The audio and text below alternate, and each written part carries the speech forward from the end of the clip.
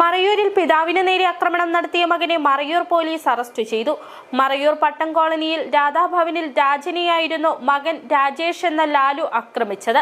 വധശ്രമത്തിന് കേസെടുത്താണ് രാജേഷിനെ police arrest ചെയ്തത്. പ്രതിയെ police കോടതിയിൽ ഹാജരാക്കി.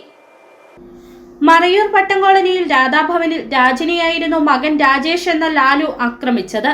37-കാരനായ മകന്റെ ആക്രമണത്തിൽ 60-കാരനായ പിതാവിന് ഗുരുതര പരിക്ക് സംഭവിച്ചിരുന്നു. മുഖത്തും നെറ്റിക്കുമാണ് മുറിവുകൾ സംഭവിച്ചത്.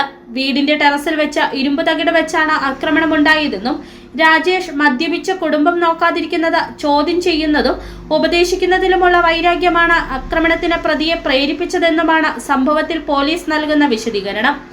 ആദ്യം ഇഷ്ടിക കൊണ്ടെറിഞ്ഞ് നെറ്റിക്ക് പരിക്കേൽപ്പിച്ചു. താഴെ വീണ രാജനെ ടെറസിൽ കിടന്ന ഇരുമ്പ് തകിട് വെച്ച് അടിച്ചു പരിക്കേൽപ്പിച്ചു. പിന്നീട് സമീപവാസികൾ വിവരം മറയൂർ പോലീസ് സ്റ്റേഷനിൽ അറിയിച്ചു. രാജനെ മറയൂരിലെ സ്വകാര്യ ആശുപത്രിയിൽ എത്തിച്ചു. പോലീസ് എത്തി പ്രതി രാജേഷിനെ വീടിന് സമീപത്തു നിന്നും പിടികൂടി വധശ്രമത്തിന് കേസെടുത്തു. പ്രതിയെ പോലീസ് കോടതിയിൽ ഹാജരാക്കി. City vision, Marayur.